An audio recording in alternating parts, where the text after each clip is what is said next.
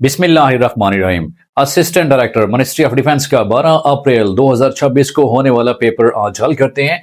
और सबसे पहला सवाल हमारे पास है कि economic plan 2024 to 2029 is known as 2024 से 2029 तक जो एक मुआशी मंसूबा दिया गया था कि पाकिस्तान की मईशत को अपने पाँव पर खड़ा करने के हवाले से कौमी इक्तसादी प्लान जो दिया गया था, वो कौमी इक्तसादी प्लान, उसका नाम क्या था? उसका नाम उड़ान पाकिस्तान था, जो कि 2024 से 2029 तक ये 5 साला प्रोग्राम था। ये 5 साला मुआशी प्लान दिया गया था। और अगर पाकिस्तान के इकनॉमिक प्लान्स के वजह से देखा जाए तो ये 13वां पाकिस्तान का जो है ये मुआशी प्लान था, इकनॉमिक प्लान था। Pakistan 13th national economic plan, national economic plan. और फिर ये पाकिस्तान का जो मुआशी इस्तेकाम देने के हवाले से ये प्रोग्राम है उड़ान पाकिस्तान के नाम से। तो इसका बाकायदा इफ्तिताह कब किया जाता है? इसका बाकायदा इफ्तिताह 31 दिसंबर 2024 को पाकिस्तान के वज़ीर आज़म मियां मोहम्मद शहबाज शरीफ इस्लामाबाद में करते हैं। 31 दिसंबर 2024 को इस्लामाबाद में इसका इफ्तिताह होता है, इसकी इनागुरेशन सेरेमनी होती है। और इफ्तिताह जो है इनागुरेशन कौन करते हैं? पाकिस्तान के प्राइम मिनिस्टर मियां मोहम्मद शहबाज शरीफ साहब।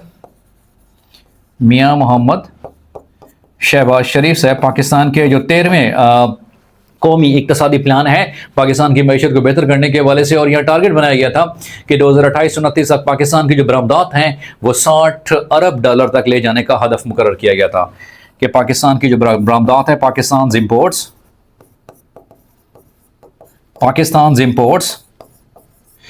$60 अरब तक 2028-29 तक। और फिर यह भी हदफ मुकर्रर किया गया था कि 2028 तक पाकिस्तान की जो जीडीपी है ये 6% तक हम लेके जाएंगे। सो जीडीपी का जो रेट मुकर्रर किया गया था कि जीडीपी वो 6% तक लेके जाएंगे। कब? 2028 तक हम 6% तक पाकिस्तान की जो जीडीपी है वो लेके जाएंगे। और ये उड़ान पाकिस्तान है, इसको 5 E's का भी नाम दिया गया है। ये basically national economic transformation plan था कि पाकिस्तान की मईशत जो है उस हवाले से एक इनकलाबी इक़दाम है। इसको 5 E's का भी नाम दिया गया है, 5 E's। और वो जो 5 E's हैं उन E's का नाम क्या है? E stands for export. पहला E जो है कि हम एक्सपोर्ट को बढ़ाएंगे, बरामदात को जो है हम क्या करेंगे वो बढ़ाएंगे। Same is the case second E is equity, के इंसाफ को फिरोग दिया जाएगा, सोशल जस्टिस जो है उसको प्रमोट किया जाएगा। और इसी तरह से ई जो है एनर्जी के हवाले से प्रोजेक्ट्स जो है वो इंस्टॉल किए जाएंगे। और इसी तरह से ई जो है इन्वायरमेंटल के हवाले से, इन्वायरमेंट प्रोटेक्शन के हवाले से, क्लाइमेट चेंज के हवाले से, environment protection and climate change के हवाले से। And last one E stands for E Pakistan digital के हवाले से। तो ये 5 E's का प्रोग्राम है। That's first, second, third, fourth and fifth, 5 E's का ये प्लान है। And first E stand for exports, के एक्सपोर्ट को बढ़ाया जाएगा। सेकंड इज इक्विटी, के सोशल जस्टिस को प्रमोट किया जाएगा। And third one is energy जो है ट्रांसफॉर्मेशन की जाएगी और सस्टेनेबल रिसोर्सेज अपनाए जाएंगे। Same is against climate change, environment के हवाले से भी स्टेप्स लिए जाएंगे। और ई पाकिस्तान डिजिटल ट्रांसफॉर्मेशन भी पाकिस्तान में की जाएगी। अगर ओवरऑल इसकी समरी के हवाले से देखा जाए तो यहाँ पर ये जो अहदाफ मुकर्रर किए गए थे कि पाकिस्तान की इकानमी जो है 2035 तक $1 ट्रिलियन तक लेके जाएंगे। $1 ट्रिलियन, $1 ट्रिलियन US डॉलर्स। कब? ये 1 ट्रिलियन जो US डॉलर्स है पाकिस्तान की इकानमी 2035 तक लेके जाएंगे, 2 साल 2035 तक। और $3 trillion Pakistan economy up to the year 2047 2047 तक पाकिस्तान की जो मईशत है वो यहाँ हम लेके जाएंगे। तो उड़ान पाकिस्तान के हवाले से जो इंपॉर्टेंट क्वेश्चंस हैं वो यहाँ मैंने डिस्कस कर दिए हैं कि इसको 5 E's का नाम भी दिया गया है। और इसको लॉन्च कब किया जाता है? इसको लॉन्च 31 दिसंबर 2024 को लॉन्च किया जाता है। पाकिस्तान के प्राइम मिनिस्टर मियां मोहम्मद शहबाज शरीफ इस्लामाबाद में इसका इफ्तिताह करते हैं और पाकिस्तान को अपनी मईशत के हवाले से, बेहतरी के हवाले से, ट्रांसफॉर्मेशन के हवाले से और पाकिस्तान की मईशत को इस्तेकाम देने के हवाले से, अपने पाँव पर खड़ा करने के हवाले से ये एक बेहतरीन माशी प्लान दिया गया था। और इसका क्रक्स क्या है कि ये 5 साल माशी प्लान 2024 से 2029 तक होगा। इसका नाम क्या है? उड़ान पाकिस्तान नाम है। और पाकिस्तान की जो बरामदात हैं, एक्सपोर्ट्स हैं, उसको कहाँ तक ले जाया जाएगा? 60 अरब डॉलर तक ले जाया जाएगा साल 2029 तक। और पाकिस्तान की जो जीडीपी है 6% तक हम इसको लेके जाएंगे साल 2028 तक। और 5 E's का ये प्रोग्राम था, exports, equity, energy, environment and E digital Pakistan. और पाकिस्तान की जो इकॉनमी है वो $1 ट्रिलियन से लेके जाएंगे 2035 तक, ये हदफ मुकर्रर किया गया था। और 2047 तक $3 ट्रिलियन तक लेके जाएंगे। ये वो इंपॉर्टेंट क्वेश्चन थे जो जहाँ मैंने डिस्कस कर दिए हैं। हमारी रेगुलर और कंसेप्चुअल क्लासेस ज्वाइन करने के लिए आप नीचे दिए गए व्हाट्सएप नंबर पे कांटेक्ट कर सकते हैं। अब अगले सवाल की तरफ बढ़ते हैं कि अगला सवाल पेपर में कौन सा था। द नेक्स्ट क्वेश्चन इज, अगला सवाल that is first chief justice of federal constitutional court. Pakistan में जो विफाकी आईनी अदालत है उसके पहले चीफ जस्टिस कौन से हैं? वो जस्टिस अमीनुद्दीन हैं। अगर ये देखा जाए कि पाकिस्तान में फेडरल जो कॉन्स्टिट्यूशन कोर्ट्स हैं, विफाकी आईनी अदालत जो है, इसका क़याम कब अमल में लाया जाता है? ये बेसिकली 27वीं आईनी तरमीम का प्रोडक्ट है, प्रोडक्ट ऑफ 27th अमेंडमेंट। और पाकिस्तान में आइन के जो 27 अमेंडमेंट तरमीम की जा चुकी हैं, तो पाकिस्तान की जो 27वीं आइनी तरमीम है उसमें यह बताया गया था कि आइनी मामलात जितने भी होंगे आइन के हवाले से, कॉन्स्टिट्यूशन के हवाले से, तो क्यों ना उसके लिए एक नई विफाकी आइनी अदालत का क़याम अमल में लाया जाए। तो उसके पहले चीफ जस्टिस कौन से हैं? जस्टिस अमीनुद्दीन साहब हैं। ये 14 नवंबर को अपना हलफ लेते हैं, याद रखिएगा। ये हलफ कब लेते हैं? ये हलफ लेते हैं 14 नवंबर 2025 को सदर पाकिस्तान से हलफ लेते हैं। और यूं पाकिस्तान की जो विफाकी आईनी अदालत है उसके ये पहले जो है वो जस्टिस मुकम्मल होते हैं। और ये जो पाकिस्तान की आईनी अदालत है 13 नवंबर 2025 को ये एस्टैब्लिश होती है, विफाकी आईनी अदालत। विफाकी आईनी अदालत, इसका क़याम कब अमल में लाया जाता है? 13 नवंबर को क़याम अमल में लाया जाता है। नेशनल असेंबली में से कब ये पास होती है? 12 नवंबर को पास होती है। सेनेट में फिर 13 नवंबर को पेश की जाती है। और ये जो 27th अमेंडमेंट है, 27th अमेंडमेंट उसी का ये प्रोडक्ट है। 27th अमेंडमेंट नेशनल असेंबली में कब प्रेजेंट की जाती है? ये 12 नवंबर 2025 को ये पेश की जाती है। और फिर 12 नवंबर के बाद 13 नवंबर को ये सेनेट से भी अप्रूव हो जाती है और 13 नवंबर को ही सदर पाकिस्तान इसको वर्षा साइन कर देते हैं। और यूं पाकिस्तान में जो 27वीं आईनी तरमीम है वो बाकायदा तौर पर मंजूर हो जाती है। और उसी का प्रोडक्ट ये है कि फेडरल कॉन्स्टिट्यूशन कोर्ट का क़याम अमल में लाया जाता है। और जस्टिस अमीनुद्दीन इसके पहले चीफ जस्टिस मुकर्रर होते हैं, जो कि 14 नवंबर 2025 को अपने ओहदे का हलफ ले लेते हैं। तो ये मोस्ट इंपॉर्टेंट क्वेश्चन थे कि जो कि 27वीं आईनी तरमीम के हवाले से भी थे और फेडरल कॉन्स्टिट्यूशन कोर्ट के हवाले से भी थे। अब अगले सवाल की तरफ बढ़ते हैं कि अगला सवाल हमारे पास कौन सा है।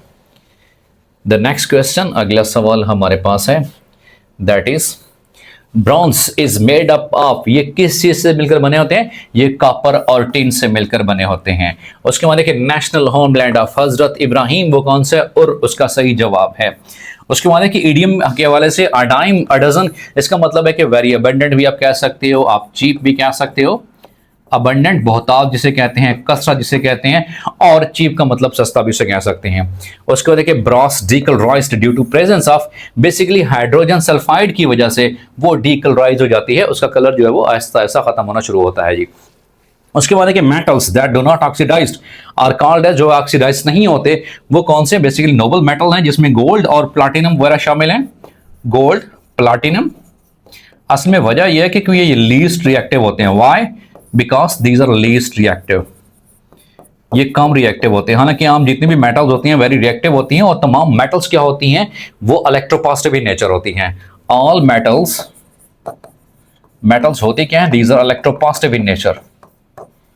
साइंस का ये क्वेश्चन था। इलेक्ट्रोपॉजिटिव मीन के मेटल्स की डेफिनेशन यही होती है कि metals are substance that donates electron, that's loses electron, जो इलेक्ट्रॉन लूज करती हैं और यूं इलेक्ट्रोपॉजिटिविटी का बिहेवियर अपने साथ लाती हैं। तो मेटल्स हमेशा क्या करती हैं, वो इलेक्ट्रोपॉजिटिविटी क्रिएट करती हैं, इलेक्ट्रॉन डोनेट करती हैं, लूज करती हैं। और यहाँ पे जो क्वेश्चन आया हुआ था कि मेटल्स जो हैं जो ऑक्सीडाइज बहुत कम होती हैं और नहीं होती, वो कौन सी हैं, वो नोबल मेटल हैं। क्यों नहीं होती? Because there very least reactive. उनमें एग्जाम्पल्स कौन सी शामिल हैं? प्लैटिनम एंड गोल्ड उनके एग्जाम्पल्स में से हैं। अगले सवाल की तरफ बढ़ते हैं कि अगला सवाल हमारे पास कौन सा है। Next question is location of highest automated teller machine. वो कौन से? खंजरां बाईपास पाकिस्तान में है, जो कि हाईएस्ट एटीएम मशीन है पाकिस्तान में। उसके बाद है bridge between Russia and Crimea, वो कौन सी है? कच स्ट्रेट ब्रिज उसका नाम है। उसके बाद Baghdad was build by Baghdad Al Mansur ने ही तामीर किया था। उसके बाद है कि abundant gas on earth is, earth जो एटमॉस्फेयर है ओवरऑल सबसे ज्यादा गैस कौन सी है? उसमें नाइट्रोजन गैस सबसे ज्यादा है। तकरीबन नाइट्रोजन गैस का जो कंपोजिशन है वो 78% के करीब है। उसके बाद ऑक्सीजन है, तकरीबन उसका जो परसेंटेज है 21% है। बाकी जो है वो ट्रेसर गैसेस हैं। अगर ये देखा जाए कि मोस्ट अबंडेंट एलिमेंट वो कौन सा है? वो हाइड्रोजन है, याद रखिएगा। अगर एलिमेंट की बात है, मोस्ट अबंडेंट एलिमेंट वो कौन सा है? वो हाइड्रोजन है, याद रखिएगा जी। और हाइड्रोजन क्या है? एक ये नॉन मेटल है। और सबसे ज्यादा जो अर्थ जो एटमॉस्फेयर है उसमें पाई जाने वाली गैस कौन सी है? वो नाइट्रोजन गैस होती है। उसके बाद दूसरे नंबर पे कौन सी है? वो ऑक्सीजन गैस पाई जाती है। उसके बाद कि how much percentage of water on earth is, तकरीबन 71% जो है जो ज़मीन का हिस्सा है उसमें 71% कौन सा है? वो पानी होता है। इसीलिए 71% पानी की वजह से ही पानी को क्या कहा, जो ज़मीन है हमारी, इसको क्या कहा जाता है? The blue planet of earth कहा जाता है, the presence of oceans.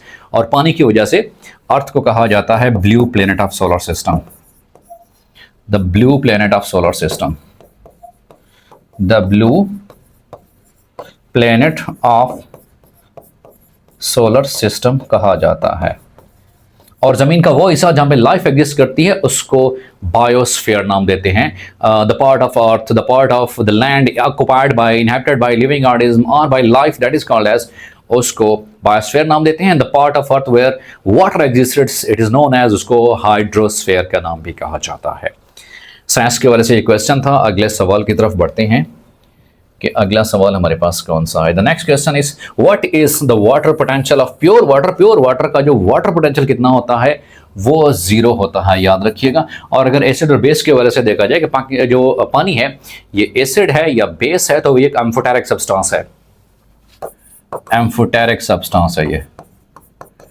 Amphoteric substance वो सब्सटेंस होता है जो कि एसिड के तौर पे भी काम करता है और बेस के तौर पर भी काम करता है। चूंकि पानी के अंदर हाइड्रोजन आयन मौजूद हैं और हाइड्रोक्सिल आयन भी मौजूद हैं, तो ये एसिड और बेस दोनों के तौर पर बिहेव करता है। और अगर पीएच के वजह से देखा जाए तो पानी की पीएच कितनी होती है? 7 होती है। ये न्यूट्रल होता है क्योंकि हाइड्रोजन और हाइड्रोक्सिल आयन इक्वल कंसंट्रेशन में होते हैं।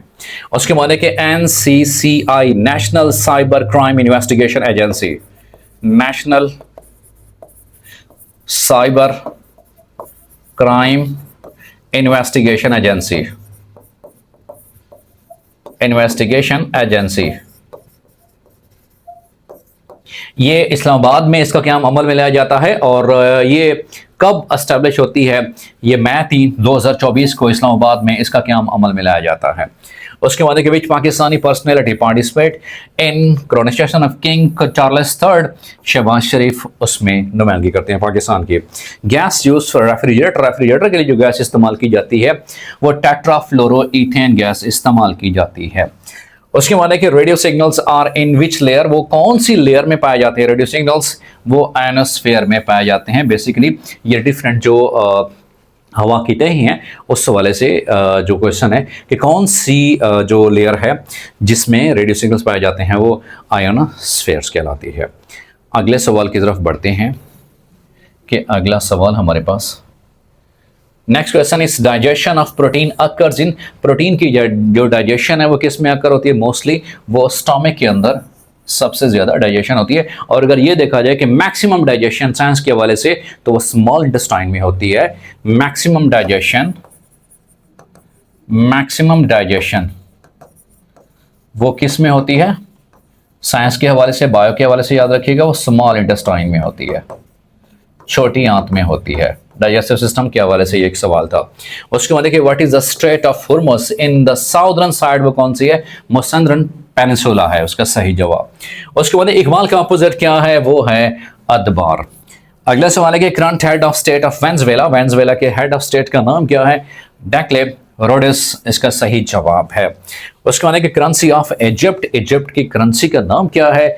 वो इजिप्टियन पाउंड उसका सही जवाब है कि ये इजिप्ट की करेंसी है। अगला सवाल हमारे पास है, दैट इज ट्रोवा इज द कैपिटल ऑफ, ये किसका कैपिटल है? किरिबिटी का कैपिटल है। उसके बाद which only country landed robot near south pole of moon, India ने ये रिसेंटली जो है ये कारनामा सर अंजाम दिया है। उसके बाद करंट चीफ सीएम कौन से हैं? Chief minister of Gilgit Baltistan, Gilgit Baltistan के सीएम चीफ मिनिस्टर कौन से हैं? यार मोहम्मद नासिर हैं। उसके बाद the Millat of Islam and the menace Indianism book writer वो कौन से हैं? वो चौधरी रहमत अली हैं, जिन्होंने नो और नेवर भी यही लिखा था। उसके बाद who was the first female umpire इन टी20, टी20 में पहली फीमेल अंपायर वो कौन सी होती हैं? किम कॉटन उनका नाम होता है कि टी20 क्रिकेट में ये रूल्स के हवाले से, अंपायरिंग के हवाले से जिद्दत अपनाई गई थी, तो फर्स्ट फीमेल कौन सी हैं? वो किम कॉटन उसका सही जवाब है।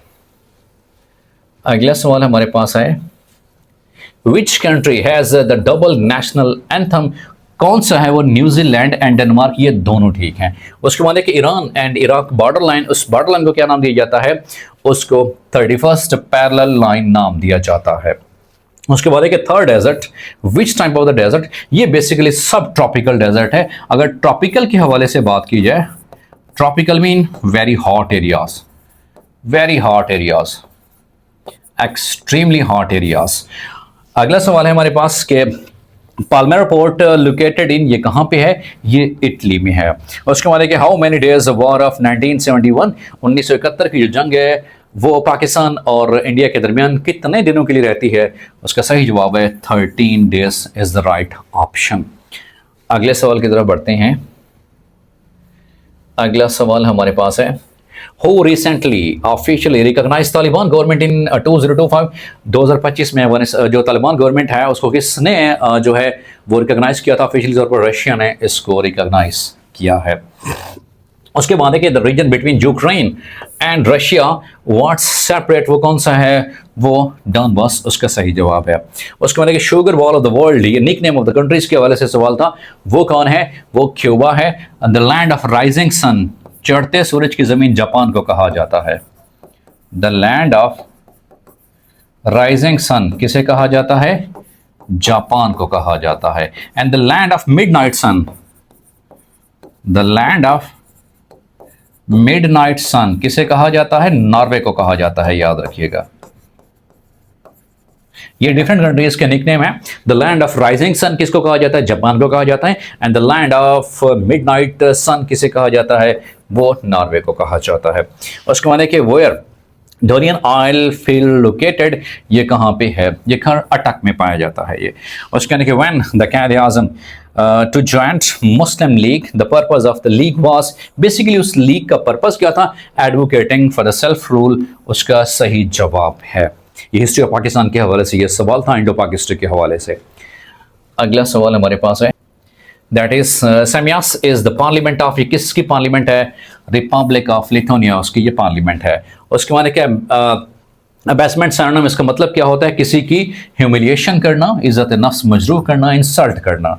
उसके बाद कि एक्यूरेट सरनम, उसका सरनम क्या होता है? पंजेंट उसका सरनम होता है। उसके बाद है कि Samarkand is the city of, ये किसका सिटी है? ये उज्बेकिस्तान का ये शहर है। अगला सवाल है कि Jallianwala Bagh incident took place, जो पार्टीशन से पहले ये एक वाक़या होता है, तो ये वाक़या कब होता है? ये वाक़या 13 अप्रैल 1919 को ये वाक़या, अफसोसनाक वाक़या पेश आता है। अगले सवाल की तरफ बढ़ते हैं कि अगला सवाल हमारे पास है, Abyssinia is the old name of, ये किसका ओल्ड नेम है? ये इथियोपिया का ओल्ड नेम है। उसको कि baseman palace is the residence of, ये किसकी रेजिडेंस है? ये जॉर्डन के हवाले से किंग ऑफ जॉर्डन की जो है ये जो ऑफिशियल रेजिडेंस है। Which hormone causes labour pain while delivery, वो ऑक्सीटोसिन हार्मोन होता है। बेसिकली ये फीटस के अंदर जब बेबी होता है तो उसको पुल करने के हवाले से, पेन के हवाले से ऑक्सीटोसिन हार्मोन उस वक्त रिलीज होता है। तो केमिकल कोऑर्डिनेशन के हवाले से, बायोलॉजी के हवाले से ये सवाल था कि बेबी डिलीवरी के वक्त लेबर पेन के हवाले से, जो लेबर पेन काज करता है तो कौन सा हार्मोन होता है, वो ऑक्सीटोसिन हार्मोन होता है जो बेबी को पुश भी करता है। उसके माने कि B9 is the name of, वो कौन सा है, ये फोलिक एसिड, इसका सही जवाब है। उसके बाद fifth session of OIC held on, fifth session 50वां जो इजलास है OIC का, वो कहाँ पे मुनक़िद किया जाता है, वो कैमरून में मुनक़िद किया जाता है।